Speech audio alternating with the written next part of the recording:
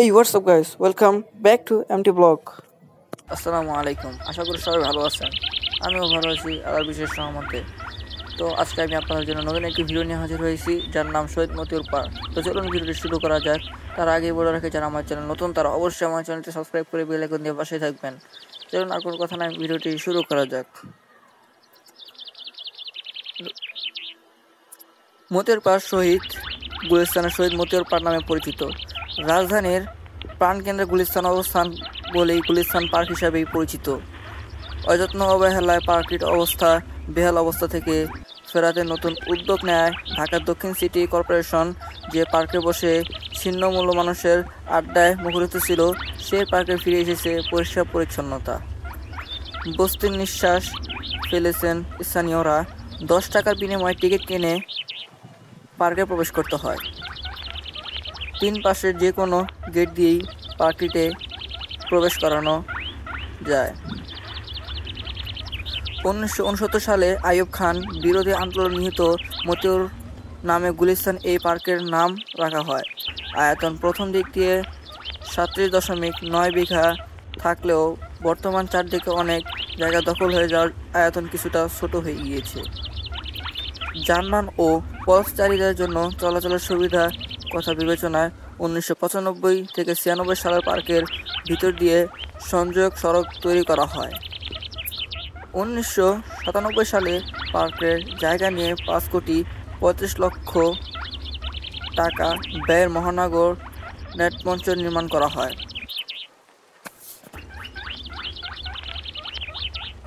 তো গাইস, চলুন এখন আমরা দেখতে পাচ্ছি এখানে কিছু লোক খেলাধুলা করছে। এখানে বিভিন্ন ধরনের খেলা আছে, আর একটা লোক বারবার এক দিয়ে চালছিল, তার জন্য বিরক্ত লাগছিল অ্যান্ড একবার পেয়েছিল আমাদের মতে।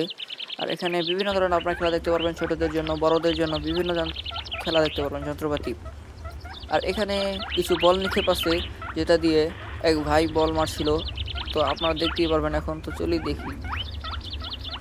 তো এক ভাই বল মারছিল, তো বেশি দূরে না, যার কারণে প্রত্যেকটা লেগে যাচ্ছিল। আর বল মারার কারণে বেচারা লস হয়ে যাচ্ছিল। অবশেষে আমাদের যখন চলে যাব, তখন দেখতে পাচ্ছিলাম যে লোকটায় এক ব্যাগ যত মাছ সাবান আছে সবগুলো নিয়ে যাচ্ছে। যদিও ব্যাটার অনেক লাভ হয়েছিল। 3টা করে বল, পিস প্রতি 10 টাকা করে, আর জিততে পারলে জুস আছে বড়। তো তার জন্য সবাই লবি করছিল।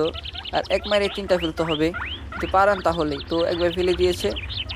আর এর পাশেই ছিল একটি ছোট্ট একটি লেক, যেটি এই পুরো শহীদ মতিউর পার্কের একটি সৌন্দর্য আঁকড়ে ধরে রেখেছে। সরেজমিনে দেখা গেছে গুলিস্তান শহীদ মতিউর পার্কটির চারদিকে ব্যস্ত এলাকা হওয়ার এক সময় আশেপাশের রাস্তাগুলো ময়লা আবর্জনা ভরা ছিল। নজরদারি না থাকায় নষ্ট হওয়ার পথে ছিল মূল্যবান স্থাপন ও যন্ত্রপাতি। সেই যন্ত্রপাতিতে লেগেছে হাতের ছোঁয়া। যন্ত্রের অভাবে মরে যাওয়ার উপক্রম হওয়ায় বিভিন্ন জাতের বৃক্ষ গজিয়েছে নতুন পাতা। গুলিস্তানের মতিউর পার্কটি ঘুরে এসব চিত্র দেখা গেছে। এখানে ময়লা আবর্জনা অনেকটাই পরিষ্কার করা হয়েছে। তবে দক্ষিণ পাশের সড়কের রাজধানী বাইরে যাওয়ার বেশ কয়েকটি বাসের কাউন্টার আগের মতোই রয়েছে। পার্কের ভিতর অবস্থায়ও ঘর তৈরি করে লোকজন বসবাস করতে এখন আর দেখা যায়নি। আপনারা যদি সেখানে কখনো যান, তাহলে বিভিন্ন ধরনের জিনিসপত্র দেখতে পারবেন এবং খেলনা। আপনাদের প্রত্যেকটি রাইডেই টাকা লাগতে পারে, তো তার জন্য আপনাদের অবশ্যই টাকা খরচ দিতে হবে। এবং পাশে ছিল নদী, যার ভেতরে ছিল 2টি ছোট ছোট বোট, যেটিতে উঠতেও টাকা লাগে। বোটে উঠতে আনুমানিক 50 টাকা করে রাখতে পারে জন প্রতি। তো আমরা এখন দেখা শেষ করে আমরা সামনের দিকে যাব, যেখানে এই বোট দেখার জন্য পুরো ফুল সুন্দর একটি প্যালেস আছে। সেখানে যাওয়ার আগে আপনারা বিভিন্ন রাইড দেখতে পারবেন, যে রাইডের প্রতিটি ভিন্ন ভিন্ন রাইড রয়েছে। তো আমরা আজকে পুরো ফুল পার্কটি ঘুরে দেখানোর চেষ্টা করব। তার জন্য অবশ্যই আমাদের সাথে টাইম ধরে ভিডিওটি দেখার জন্য অনুরোধ করছি। এখানে হচ্ছে আমার বন্ধু। তাই আমার ভিডিওটি যদি লাইক হয় তাহলে আমি চলবো। দেখ এখানে আজকে অনেক মানুষ ছিল, কারণ আজকে শুক্রবার। আর যেহেতু এটি হচ্ছে গিয়া গুলিস্তানের পাশে, কারণ আপনারা জানেন গুলিস্তানে বেশিরভাগ মানুষই থাকে।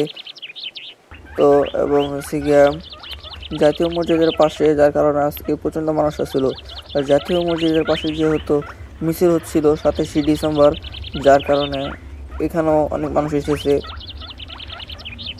তো এখান থেকে হচ্ছে এই পুরো ফুল পার্কের ভেতরে যে এই পন্ড আছে সেই পন্ডের ভিডিও, যদিও ছোট তার জন্য অতটা ছোট না। আর এখানে টোটাল আপনারা 4টা থেকে 5টা পেয়ে যাবেন বোট, যেটিতে করে রাইড করতে পারবেন আপনারা। তো আমরা এখন এটি দেখে শেষ করে নিচে নেমে যাব। নিচে নেমে যাওয়ার পর এখন সামনে দেখবো কি কি আছে। আর তো চলুন আপনাদের একটা একটা করে দেখাচ্ছি। তো আপনার সামনে ওখান থেকে বেরোনোর পরে ছোট ছোট পুল দেখতে পারবেন বাচ্চাদের জন্য, এবং কসমেটিক যেটি মেয়েদের জন্য ব্যবহার করা হয়। তো আপনারা সেই কসমেটিকও দেখতে পারবেন, এবং সাইডে ছিল আরও অনেক রাইড। তো আশা ছিল যে উঠবো, কিন্তু এখন তো আর উঠতে ভালো লাগে না। আর এখানে ছিল কতগুলো পুতুলটিও দেখতে অনেক ভালো লাগছে, কিন্তু পুতুল কেনা হচ্ছে ভালো না, হারাম।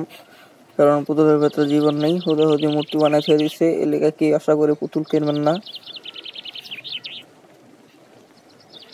তো আমরা এখন সামনে যে রাইডটি আছে, তো সেই রাইডটিতে গিয়ে দেখবো যে এর ভিতরে কি আছে। এখানে একটি ট্রেন আছে যেটি একদম বিমানের মতো দেখতে। তো ছোট ছোট করে পাল্লা দিয়ে ঘুরে ট্রেনটিতে উঠতে টিকিট লাগে, আর এটি শুধু বাচ্চাদের জন্য। আর ট্রেনটিতে উঠতে আমার 40 টাকার মতো টিকিট লাগে। আর এখানে ছিল একটা জাম্পিং ব্যাগ, যেখানে বাচ্চারা লাফালাফি করে বিনোদন করতো, যেখানে উঠতে 10 থেকে 15 টাকার মতো লাগে। টিকিট নিয়ে তারপর প্রবেশ করতে হয়।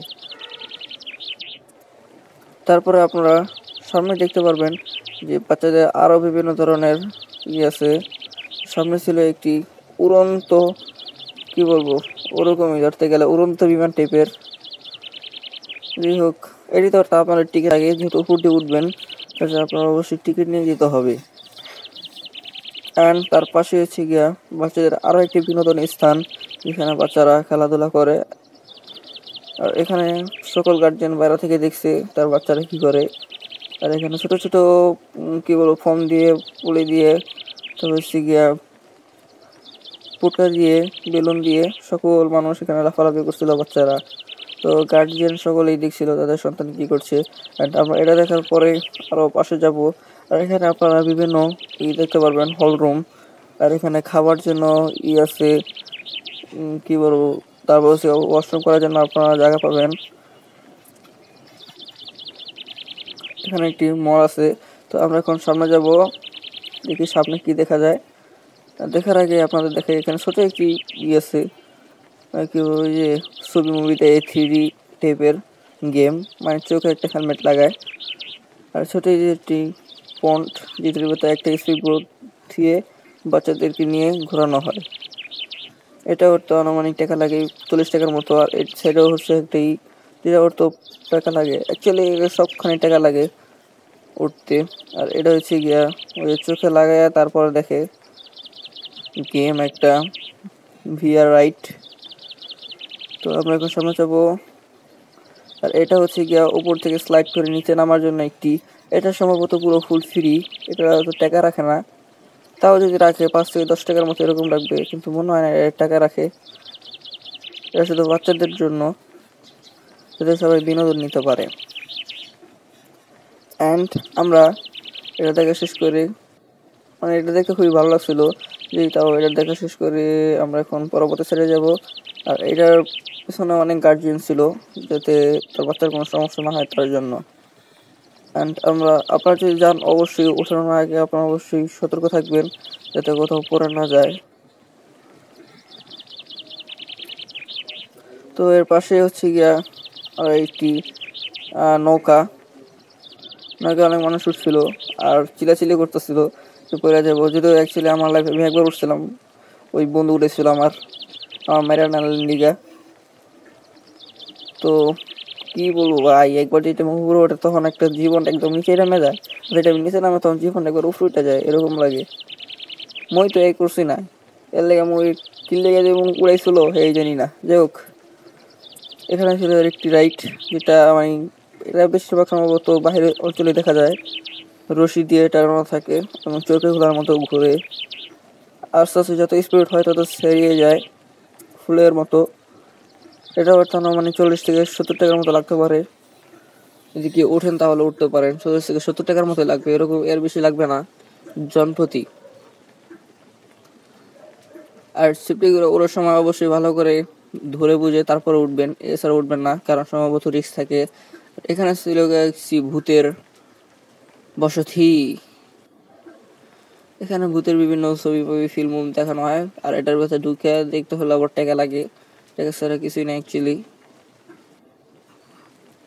তো গাইস এখন প্রায় সন্ধ্যা দিক হয়ে যাচ্ছিল, অ্যান্ড বাইরে প্রায় আগের বাজান দিয়ে যাচ্ছিল, আর আমাদের প্রায় এটা ঘোরাও পুরো শেষ, আর একটু বাকি আছে। এখন চলুন আপনাদের কিছু খাবার স্থান দেখাই।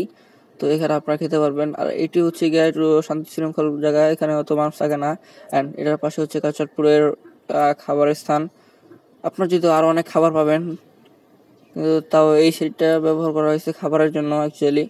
তো সামনে খাবার আছে, এটুকুই আপনাদের জন্য।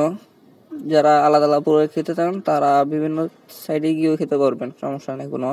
আর এখানে হচ্ছে গিয়ে সরি একটি স্লাইড ড্রাগন আমায় চলাইতেছে। এখানে আর বড় ছোট নাই, এখানে সবাই উঠতে পারে, কারণ এটি একটি শক্তিশালী ট্রেন।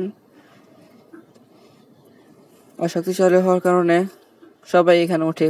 তো গাইস আমাদের এখন প্রায় দেখা শেষ, আজকে এইটুকুই শেষ। আর যদিও এর পুরো পার্কটি এতটুকুই ছিল, আর আপনাদের পুরো ফুল ভিডিওটি দেখানোর চেষ্টা করেছি না কেটে। সবাই ভালো থাকবেন, খোদা হাফেজ।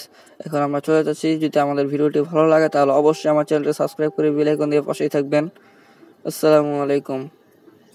আর যদি ভালো লাগে তাহলে অবশ্যই একটি কমেন্ট করে দিয়ে যাবেন।